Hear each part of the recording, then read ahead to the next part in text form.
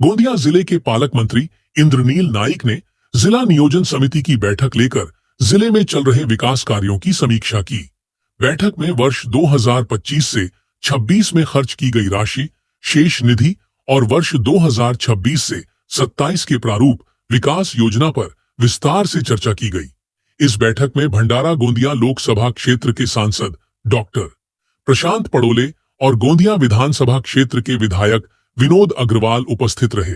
बैठक के दौरान सांसद डॉक्टर प्रशांत पड़ोले ने जिले में चल रहे विकास कार्यों में हो रही अनियमितताओं का मुद्दा जोरदार तरीके से उठाया। अपनी मांगों को लेकर सांसद डॉक्टर प्रशांत पड़ोले मंच से नीचे उतरकर जमीन पर बैठ गए, जिससे पूरे सभागृह में खलबली मच गई और उनका विरोध चर्चा का विषय बन गया। सभागृहामध्ये नेमके कुठले विषय ठेवले आपण भंडारा गोंदिया लोकसभा क्षेत्रातले आणि का बरं आपण खाली बसलेले होते?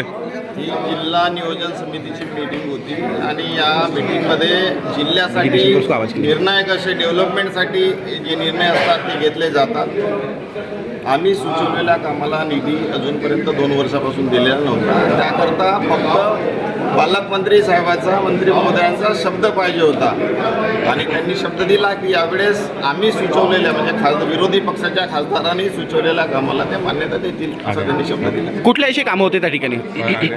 सगळेच डेव्हलपमेंटचे कामं भंडारा जिल्ह्यात, गोंदिया जिल्ह्याच्या डेव्हलपमेंटचे सगळे। खाली बसायचं नेमकं काय कारण होतं? त्यांच्याकडून शब्द घ्यायचा होता, कारण की हे जिल्हा नियोजन समितीची मीटिंग होती, जिल्ह्याच्या डेव्हलपमेंटची होती आणि विरोधी पक्षाच्या खासदारांना सुचवलेले कामं हे जनहिताचेच होते, लोकांचेच होते आणि डेव्हलपमेंटचे होते आणि त्यांना समजा ते कामं ग्राह्य धरले नाही तर मग काही ना काही करावं लागेल। वहीं गोंदिया विधानसभा क्षेत्र के विधायक विनोद अग्रवाल ने जिले में वन्य जीवों द्वारा हो रहे मानव हमलों का मुद्दा उठाया। उन्होंने वन विभाग से ठोस कदम उठाने और मृतकों के परिजनों को तत्काल आर्थिक सहायता देने की मांग की। साथ ही धान उत्पादक जिला होने के बावजूद गोंदिया में धान खरीदी को लेकर गंभीर सवाल खड़े किए।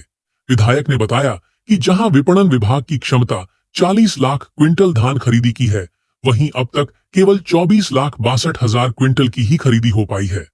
उन्होंने खरीदी की अवधि बढ़ाने और किसानों के बकाया करोड़ों रुपए तुरंत देने की मांग की। इसके अलावा विधायक विनोद अग्रवाल ने विपणन विभाग के अधिकारियों पर भ्रष्टाचार के आरोप लगाते हुए कहा कि अधिकारी अपने लाभ के लिए संस्था संचालकों के साथ मिलकर किसानों का शोषण कर रहे हैं। DPDCचे जे रेग्युलर मुद्दे होते त्यांच्यावर चर्चा झालेली आहे। 26-27च्या येणारा बजेट असेल, आतापर्यंत जो 25-26चा बजेट होता त्यावर झालेला खर्च, या सर्व विषयावर चर्चा झाली।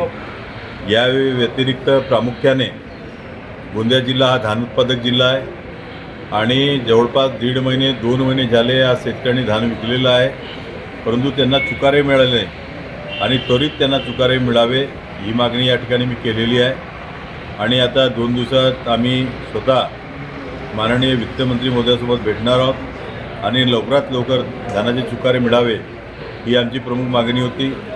दुसरी मागणी अशी होती की आपल्या गोंदिया जिल्ह्यामध्ये जे आपल्याला मार्केटिंगकडून उद्दिष्ट प्राप्त होते, केंद्र सरकारने 1 करोड क्विंटलची खरेदीला मान्यता दिलेली आहे, उद्दिष्ट दिलेलं आहे, परंतु जाणून बुजून जे मार्केटिंग आपले राज्याचे अधिकारी आहेत ते आम्हाला 2 लाख 4 लाख 5 लाख असे फार कमी प्रमाणात उद्दिष्ट देत आहेत आणि त्यामुळे एक कृत्रिम टंचाई निर्माण करण्याचा यांचा सर्व डाव आहे आणि याच्यामध्ये सर्व लोकांचे हात ओले होत आहेत, तो सुद्धा विषय मी मांडलेला आहे।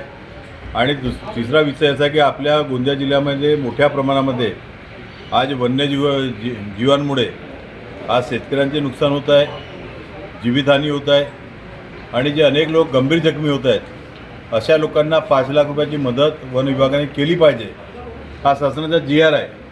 तरी पण या सर्व शासन निर्णयाला डावलून आज त्यांना कोणत्याही प्रकारची मदत दिली जात नाही आणि असे जेवढेही प्रकरण असतील हे सर्व प्रकरण निकाली काढले पाहिजे आणि आतापर्यंत ज्या अशा प्रकरणामध्ये जे अधिकारी वन विभागाचे ज्यांनी हे प्रकरण नाकारले असेल त्यांच्यावर कारवाई करावी अशा प्रकारचा ठरावसुद्धा आजच्या सभेमध्ये झालेला आहे.